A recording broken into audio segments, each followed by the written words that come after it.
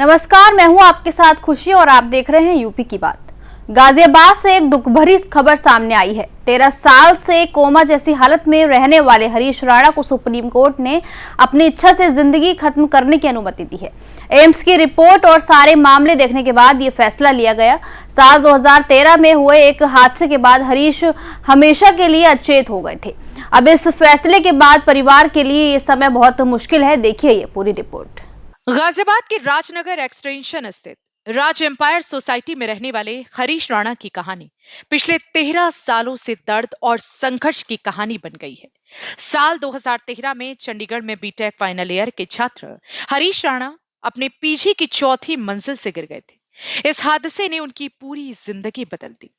गंभीर चोटों के बाद हरीश परमानेंट वेजिटेटिव स्टेट में चले गए और तब से अब तक वह अचेत अवस्था में ही है। बताया जाता है कि हादसे से ठीक एक दिन बाद हरीश को वेट लिफ्टिंग की फाइनल प्रतियोगिता में हिस्सा लेना था, लेकिन उससे पहले ही यह हादसा हो गया। परिवार के मुताबिक जिस दिन यह घटना हुई उस दिन रक्षाबंधन का त्योहार था। शाम करीब 6:30 बजे हरीश ने अपनी बहन से फोन पर बात भी की थी, लेकिन कुछ ही देर बाद परिवार को खबर मिली कि वह चौथी मंजिल से गिर गए हैं। हमारी जो मैडम थी उनके मन में संकल्प उठा आज से 4 साल पहले कि आप प्रधानमंत्री को कहो या राष्ट्रपति को कहो। मैंने कहा भाई ऐसे हो नहीं सकता है, परंतु चलो जैसे भी हमने फिर अपने जो भी है हमारी मैं एक संस्था से जुड़ा हुआ ब्रह्मा कुमारी से दीदी को बताया। दीदी ने एक वकील को भेजा, मनीष जैन उनका नाम है। तो हाई कोर्ट तक गए, परंतु वो गलत, चलो जो भी था अच्छा हुआ। उसके बाद हम सुप्रीम कोर्ट में किया। सुप्रीम कोर्ट से भी हम सरकारी न्यायाधीशों का, सर्वोच्च अदालत के जो भी न्यायाधीश रहे उनका हम कोटि कोटि धन्यवाद करते हैं। उन्होंने स्टेट गवर्नमेंट को अच्छे ऑर्डर दिए, परंतु ऑर्डर आदेश तो पारित सर्वोच्च न्यायालय से हो जाते हैं, परंतु जब व्यवहारिक रूप में आते हैं तो उन आदेशों का पालन ठीक ढंग से नहीं किया जाता है। चलो जो भी है हम धन्यवाद करते हैं उन अभिवक्ताओं का भी, उन मुख्य चिकित्सकों का भी, उप चिकित्सकों का भी सहयोग मिला हमें, परंतु हम सेटिस्फाइड। हम दोनों बूढ़े हो रहे हैं। 63 साल मेरी उम्र हो रही है, 60 के लगभग उसकी हो रही है। न्यायाधीश ने तो बोर्ड बिठाए, यहाँ के सीएमओ आए, गाजियाबाद के आए, नोएडा के आए, मेरठ के आए, परंतु हमने बोले नहीं जी एम्स का बोर्ड बिठाओ। उन्होंने हमारे लिए एम्स का भी बोर्ड, एम्स की रिपोर्ट ली। एम्स में लड़के को ले जाया गया, उन्होंने चेक किया, उसके बाद उन्होंने ब्रेन डेड उसका डिक्लेयर किया।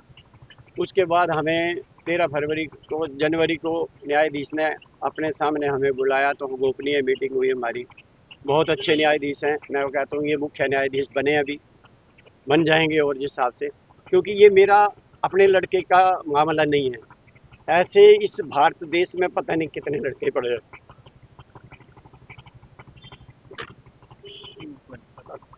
तो हम चाहते कि सबका भला हो, कल्याण हो, तो इस जनहित के हेतु अपने ये स्टेप उठाया कि ऐसा होना चाहिए मेरे जज साहब को।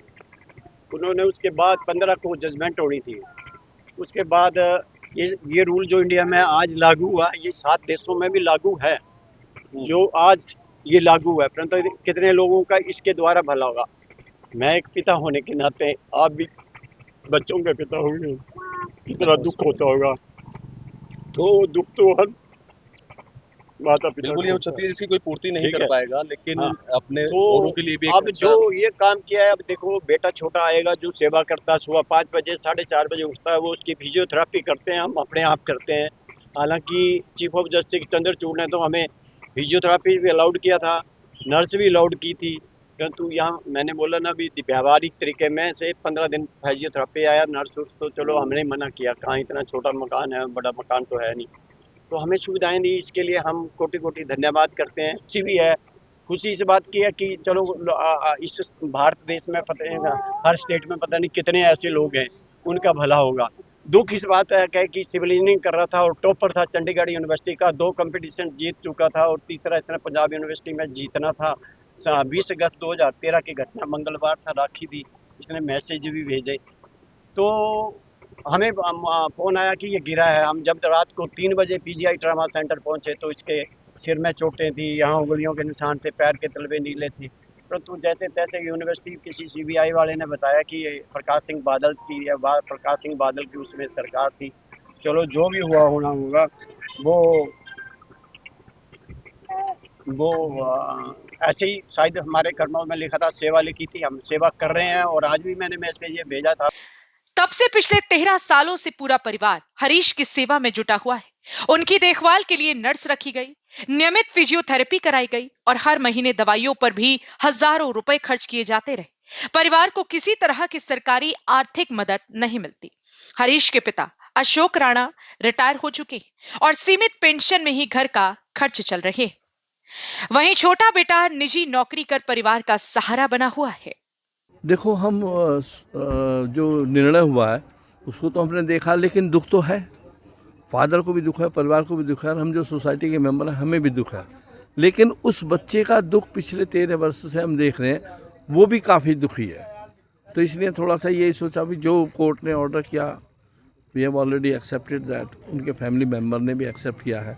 अब जैसे जैसे प्रोसीडिंग आगे चलेगी, कोर्ट ऑर्डर करेगी, उसके अकॉर्डिंग ये फिर फॉलो करते रहेंगे।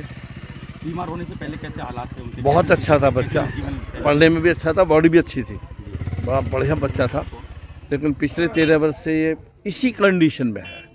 मतलब लिक्विड देते हैं, वो भी फैमिली मेंबर्स ही देते हैं। कोई मूवमेंट वगैरह? कोई मूवमेंट नहीं है, ना बोलने का, ना चलने का, ना फैमिली। अब सुप्रीम कोर्ट के इस फैसले के बाद परिवार के सामने एक बेहद कठिन और भावुक फैसला खड़ा है।